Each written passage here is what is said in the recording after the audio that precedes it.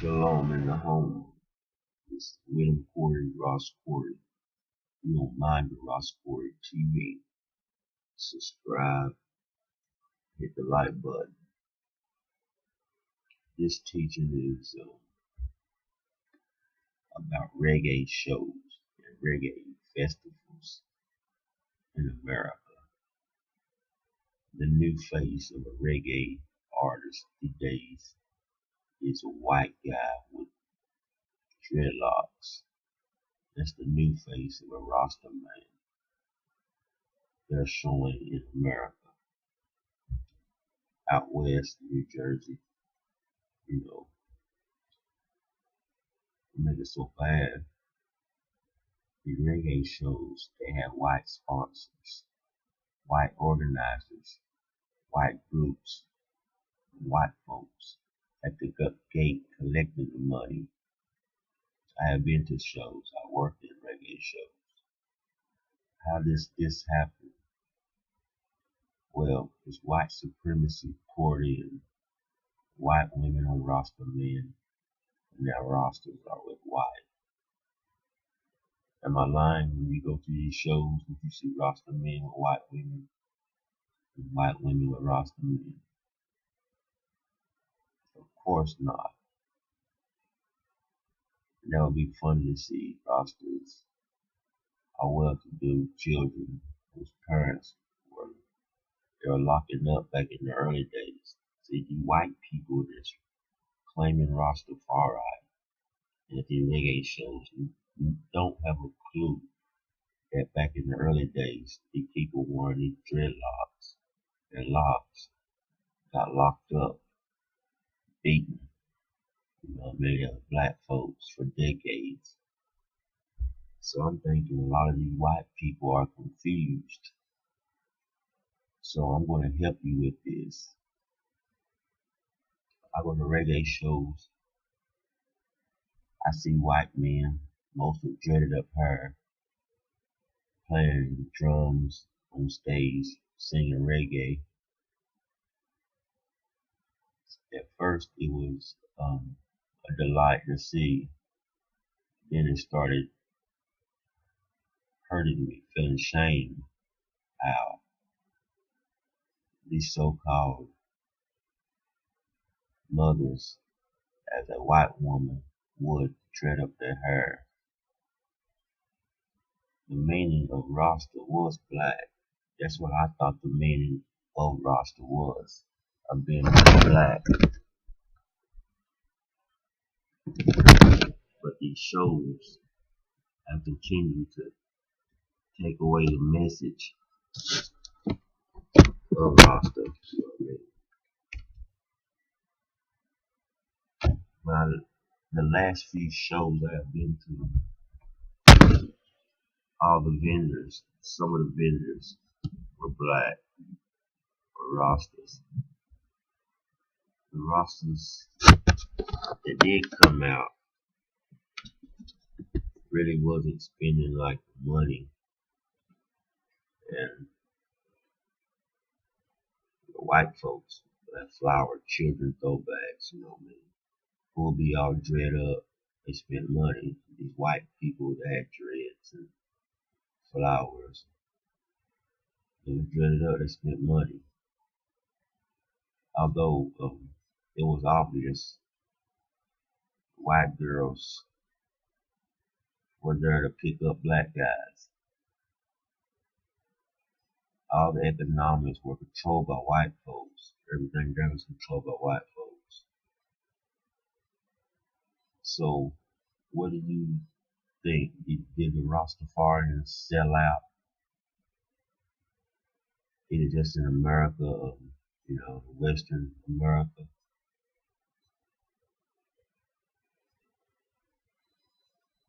And I have a question. What is the Rastafarians doing about it?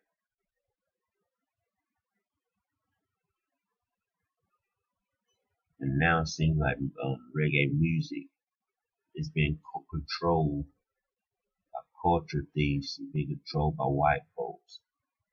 That's what I've seen in America. When I was in the island, I didn't see that.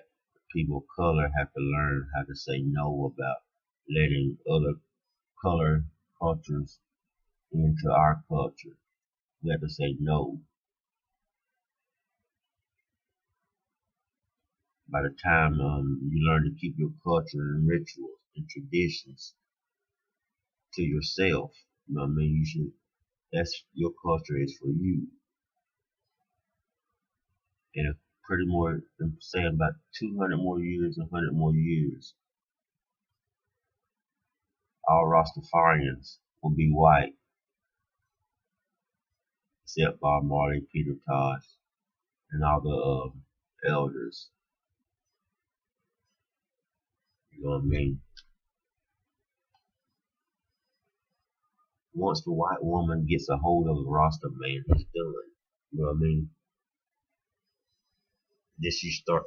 Then the white woman starts to twist up her hair, you know, start to switch lanes.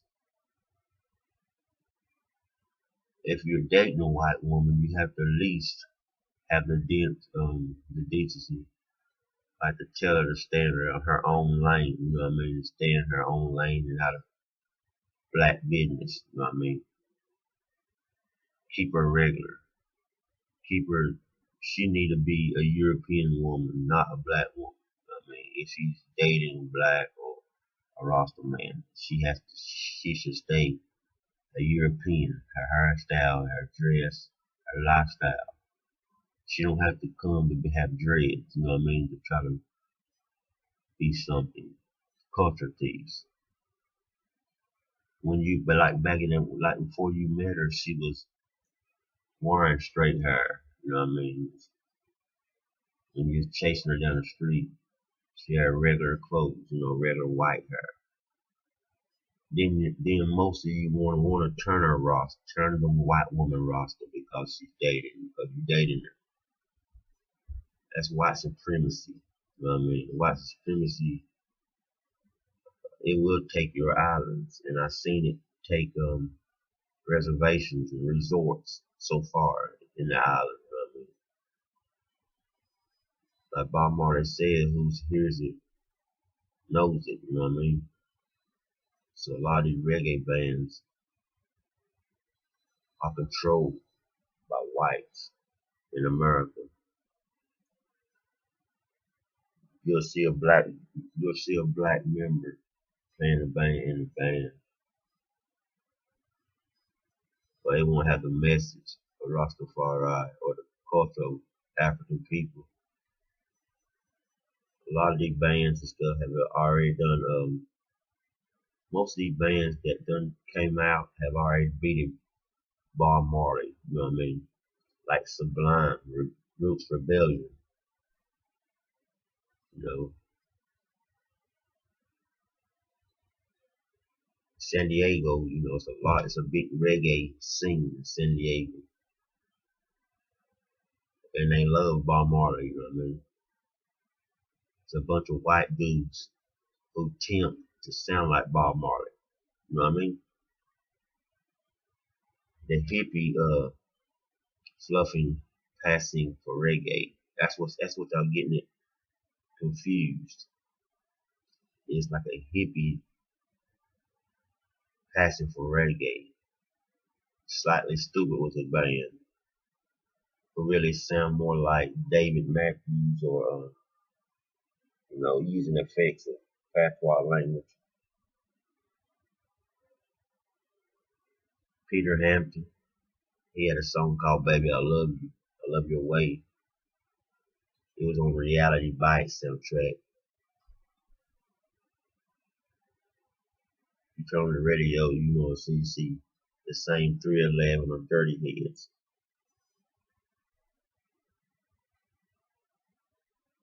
San Diego has a big embarrassing. Turns out to be fratty white guys playing reggae with no potential or no option but to admit that they have they have the white privilege of reggae white artists.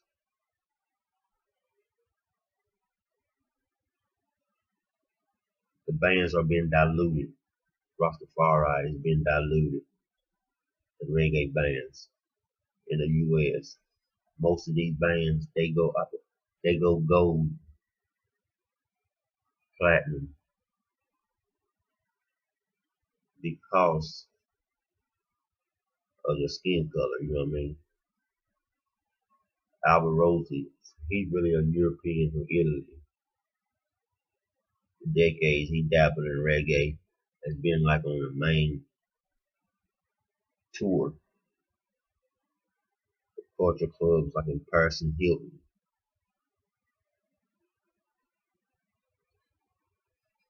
Reggae bands like Roots Rebellion and Pepper. In the 70s, it was a heavy activist streak reflecting the Rastafarian political class. Independence of Jamaica. Most of these people ain't supporting Jamaica. The Bob Marley festivals in San Diego has become more of an active route. You know what I mean? Bob Marley and Peter Tosh got beaten up for playing this music. And the white guys were playing this in this band, in the reggae bands, having fun like games, you know what I mean? Having fun with it, but never took the beatings of Peter Tosh and Bob Marley and all the other historians. You know, it was Frankie Paul, San Diego, great elder reggae artist. He had one leg, and you know what I mean. He never got what he had. All those guys died poor. You know what I mean. Most of the reggae stars, the real Rastafarian reggae stars, died poor. The evolution of reggae been repackaged into a safe political whitewash version. Understand? It's been repacked.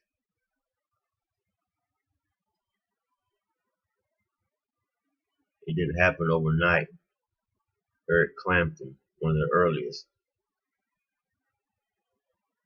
in 1974, a rich British musician, had a bigger hit than I Shot the Sheriff than Bob Marley did. That's Bob Marley's song, I Shot the Sheriff. Eric Clapton did a song for the cops police show, I Shot the Sheriff, and it made a bigger hit than Bob Marley. Bob Marley is talking about the injustice in Trenchtown, Jamaica, firsthand. Eric Clapton was singing about something he never had a clue about.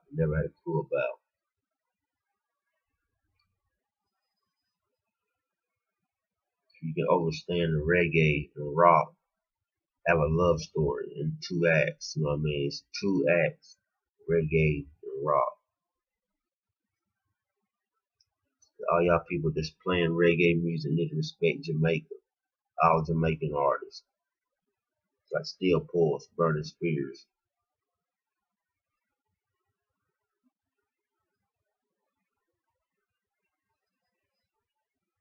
Cheatham says that reggae is a similar form of black music. Eventually white people will take a piece of it. See, the white people have already taken hip hop, what y'all call rap, jazz,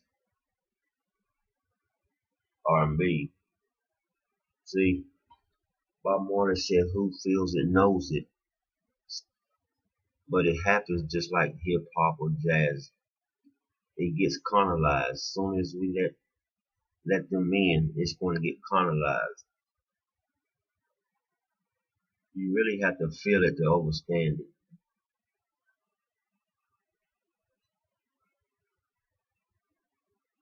A lot of Jamaican artists have lost it. It's white privilege. They took it and they played on the radio, you know what I mean? If you look at the Billboard reggae charts, you'll see like the Roots, you'll see Virgo, Romain Virgo, great artist. Up, it would be beside South Carolina's dub plate, Virginia reggae rock group called Soldier. Soldier is a big scene here in the States.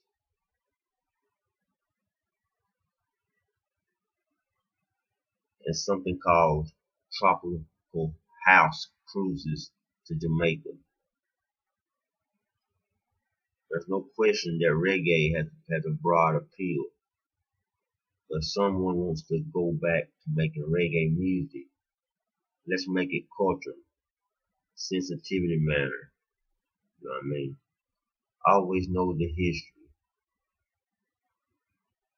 If they're really serious, they should go to Jamaica. All these artists should go to Jamaica to get the vibe back, to understand the grounding, spirituality, know the roots. Don't play watered down music. Reggae, most of reggae in the States is watered down music. Music is a weapon for the future. That's why they didn't want reggae to come to America. Because it'd be a weapon to wake up blacks. You know what I mean? And most of these singers up in like Virginia and New Jersey are so racist towards black artists. And they will be playing this so-called reggae. You know what I mean?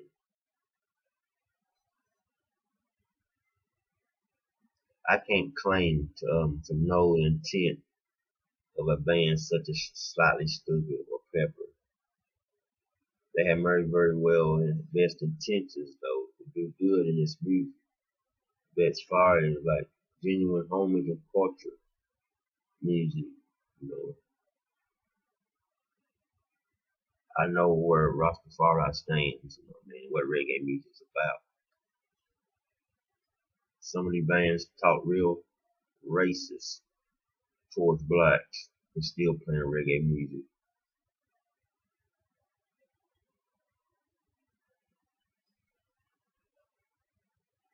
Black and white, all should be, it's the rainbow color. But whites have their own God. We have our God. Indian man have their God.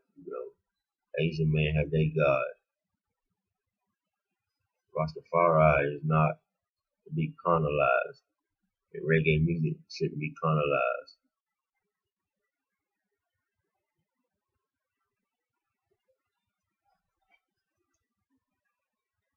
So stop watering down reggae. Oh,